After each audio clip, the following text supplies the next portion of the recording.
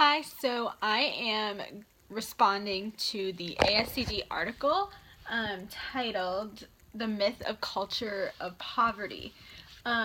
So we're asked to make a video reaction to the article and if we've seen or experienced things that have happened. And I think it's safe to say that pretty much anybody who is involved in education has probably seen one of these issues identified in the article happen, unfortunately. And so it's good to know about this so that we can start to look at our behaviors as teachers and as educators and figure out how we can fix it so that all of our students can be successful.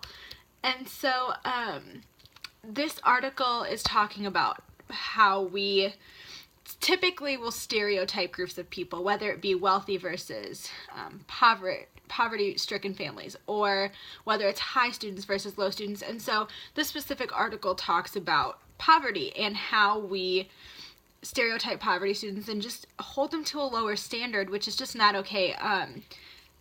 The more that I've student taught and been in a classroom, the more I realized how important it is to have high standards for all of our students, regardless of their ability level or their socioeconomic status, their cultural status, just anything. High expectations will help a student succeed, and it'll help you to track their growth and kind of see what they're doing. And some students will stereotype themselves, and so it's our job to make sure that's not happening.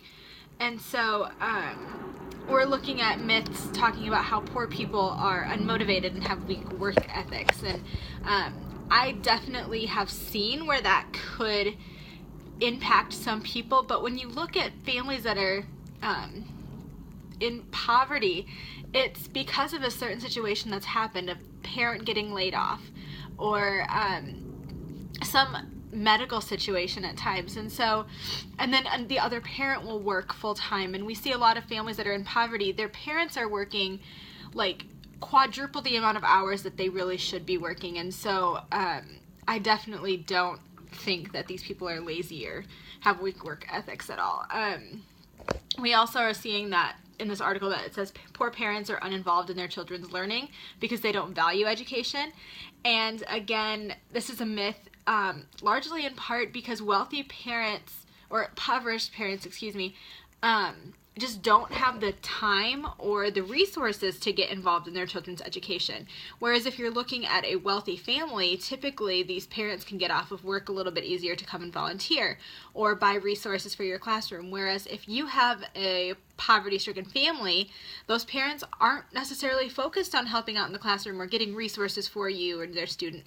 They're focused on getting their student to school and then going to work. And I think that's something that we need to consider as teachers is how can we make school accessible for everyone and work for everyone? So that's just kind of something to keep in mind there. We're also, one of the other myths is that poor people tend to use drug and alcohol, and that one is kind of crazy to me just because that literally could happen to anyone.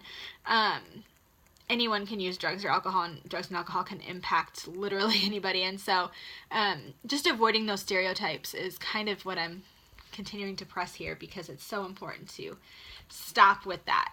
We want to avoid those stereotypes at all costs. So now talking about seeing and experiencing components of what the article is discussed. And so I'm going to kind of move on to the bottom section of this article right now about the what can we do. The mentor teacher that I'm working with right now does a great job of making sure that there's equal opportunity for all students regardless of culture or socioeconomic status or ability level. And so we've tried to make student involvement available for all families. For example, conferences. We had a couple nights where parents were working, and so we set up different times for them to come in and meet with us, whether it be after school or during our team planning time or right away in the morning. So just giving them that availability there. Our team also does a really nice job of trying not to stereotype students. I mean, we looked through their files before school started, but we didn't write anything down, and we kind of tried to go into it as blind as possible. Of course, there were a couple situations where we were like, okay, this is kind of important to know, like being on an IEP or something, but if it said anything about like social issues or, you know, the poverty class or something, we kind of tried to just like let that go, because it wasn't important to us at the time. We wanted to get to know each student and figure out what they were going to do and how they were going to respond to middle school. And I think by doing that, we're showing the students that we care about them and want to get to know them. I'm just looking at a couple of these. I feel like it's a constant battle, and it's really humbling to look at yourself as an educator and figure out what you're doing that supports stereotyping people into poverty versus wealth, and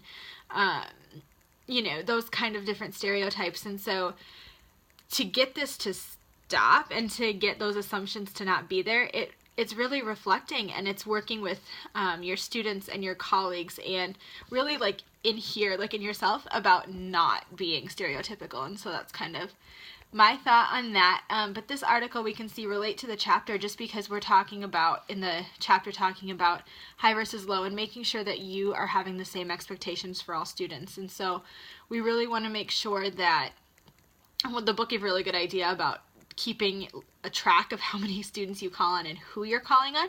And I think for me, that's kind of a big thing. I like to try and get everyone to answer, but there are certain students that know that they're right, and so they constantly have their hand up. And when you're searching for feedback from your class, it's so easy to just go to those students with their hands up all the time. And I think that I need to work on calling on students of all kinds and seeing what everyone's thoughts are, because some student may just not want to raise their hand, but they have some really good ideas going on. And for me, a lot of this stuff I'm going to take with me just so that I set up my classroom in the right way. Not stereotyping, not grouping, the seating chart, moving that around constantly. Just being in constant communication with your class about how your expectations are and what you're doing to make sure that they reach them. So yeah, that's kind of my reflection piece on the article and the chapter that we were looking at. So thank you so much for watching.